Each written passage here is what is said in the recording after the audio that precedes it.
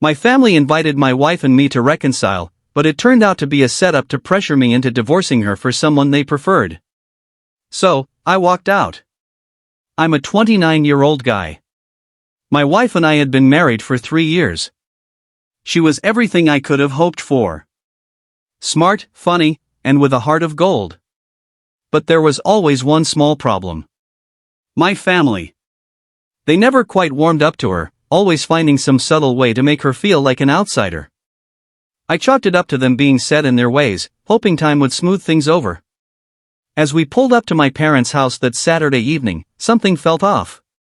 The air was thick with tension, like the calm before a storm. My wife squeezed my hand, offering a reassuring smile.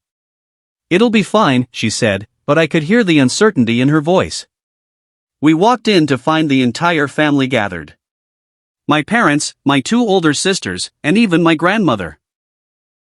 They were all seated in the living room, faces serious, as if we had walked into an intervention. My father stood up, his expression unreadable. "Son," he said, his voice grave. "We need to talk." I felt my stomach drop.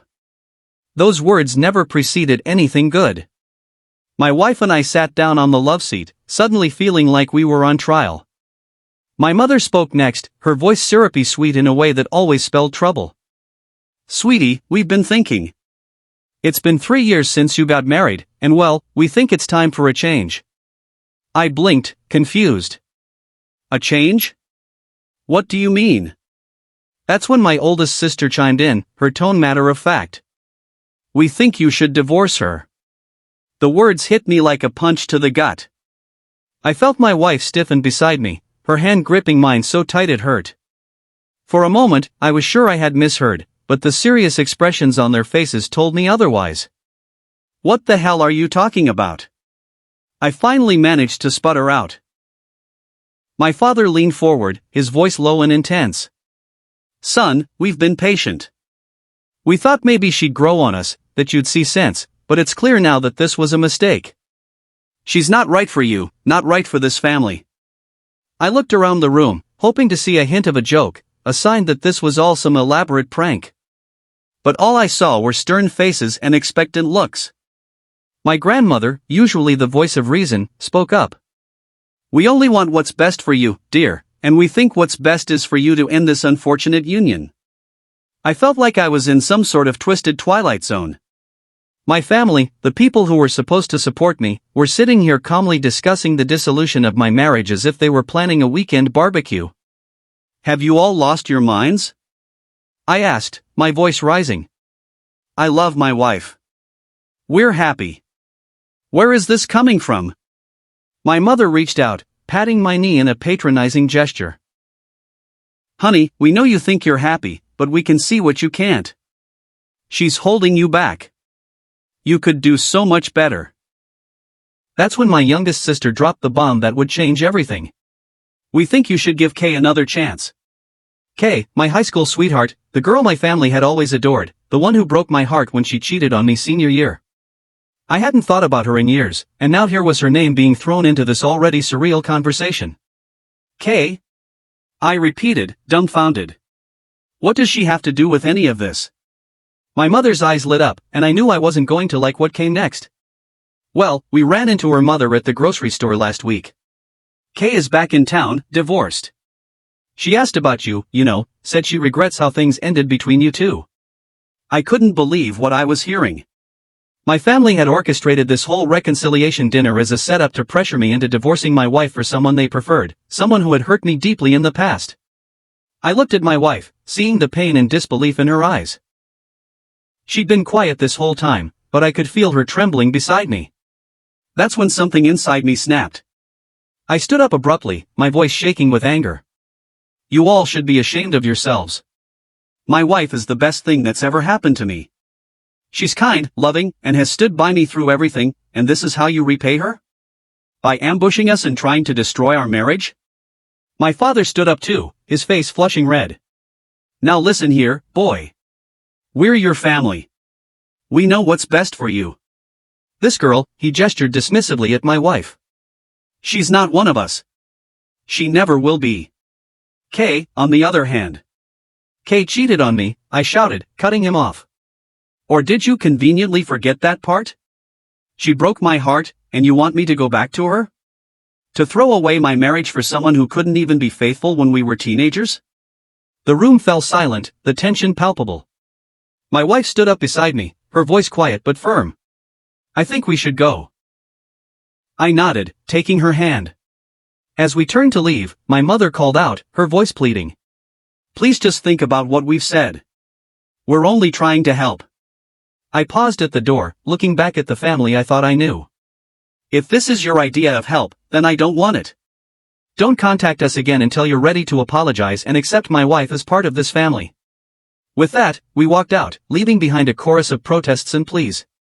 As we got into our car, I could see my wife was fighting back tears. I reached over, pulling her into a tight hug.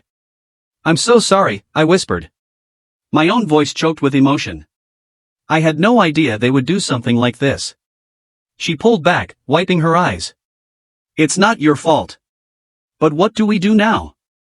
I started the car, my mind racing. Now, we go home, and then we figure out how to move forward, together. The drive home was quiet, both of us lost in our thoughts. I couldn't shake the feeling of betrayal. These were the people who raised me, who I thought had my best interests at heart. How could they do this? As we walked into our apartment, my wife finally broke down. Sobs racked her body as she collapsed onto our couch. I sat beside her, holding her close, feeling utterly helpless. They hate me, she cried. They've always hated me, and I never knew why. What did I do wrong? My heart broke hearing those words. You didn't do anything wrong, I assured her. This is all on them, their prejudices, their inability to see how happy we are together. It has nothing to do with you. She looked up at me, her eyes red and puffy. But what if they're right? What if I am holding you back? Maybe you would be better off with Qley, or someone your family approves of. I took her face in my hands, making sure she was looking directly at me. Listen to me. You are the best thing that has ever happened to me. I love you more than anything in this world. My family's approval or disapproval doesn't change that. If they can't see how amazing you are, that's their loss. We spent the rest of the night talking, crying, and reaffirming our commitment to each other. By the time we went to bed, we had made a decision. We needed some space from my family, time to heal and figure out our next steps. The next few weeks were a whirlwind. My phone was constantly buzzing with messages and calls from various family members. Some were angry, demanding I reconsider. Others were apologetic, claiming they were just trying to help. I ignored them all. Instead, I focused on my wife. We went on dates, rekindled the romance that had gotten lost in the day-to-day grind. We talked about our future, our dreams, and how we wanted to move forward. But life has a way of throwing curveballs when you least expect them. About a month after the disastrous family dinner, I ran into Qley at the local coffee shop. My heart dropped when I saw her. All the old memories flooding back. She approached me, a hesitant smile on her face. Hey, long time no see. I nodded, unsure of what to say. Part of me wanted to lash out, to blame her for the mess with my family. But I knew that wasn't fair.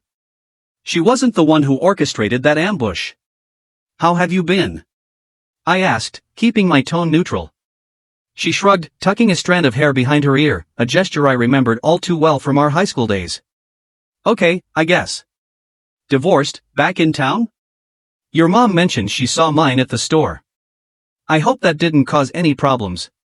I couldn't help but laugh, a bitter sound that surprised even me. Problems? You could say that. Qley's brow furrowed in confusion, and before I knew it, I was spilling the whole sordid tale. To her credit, she looked horrified. Oh my God, I had no idea, she said when I finished. I'm so sorry. I never meant for any of this to happen. I guess I was feeling nostalgic, wondering about the road not taken. I never thought your family would react like that. I sighed, suddenly feeling very tired. It's not your fault. My family made their own choices. Qley nodded, then surprised me by reaching out and squeezing my arm. For what it's worth, I'm happy for you. Your wife sounds wonderful. Don't let anyone, not even your family, mess that up. As she walked away, I felt a weight lift off my shoulders. It was closure I didn't even know I needed. I hurried home, eager to share this unexpected encounter with my wife. When I told her about running into Qley, I expected jealousy or anger. Instead, she listened quietly, then pulled me into a hug. "Thank you for telling me," she said. "I'm glad you got that closure. And I think I know what we need to do next." The next day, we reached out to my family. We invited them to meet us at a neutral location, a park we used to go to for family picnics when I was a kid. To our surprise, they all showed up. As we sat on blankets spread out on the grass, an uncomfortable silence settled over us.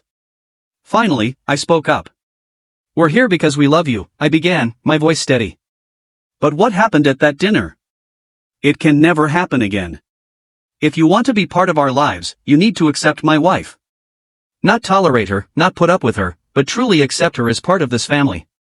My mother started to speak, but I held up a hand silencing her. "I'm not finished. I ran into Qley yesterday, and you know what? It made me realize something. The life I have now with my wife is exactly the life I want. I don't want to go backwards.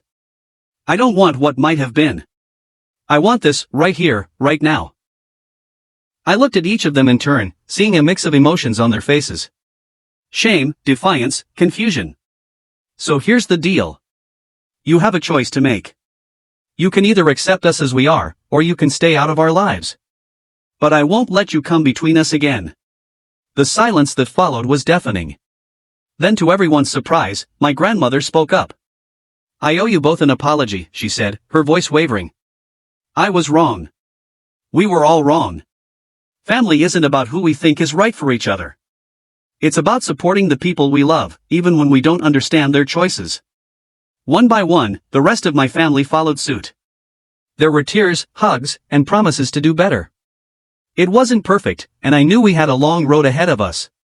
Trust, once broken, takes time to rebuild. But as we left the park that day, my wife's hand in mine, I felt hopeful for the first time in weeks. We had weathered this storm together and come out stronger on the other side.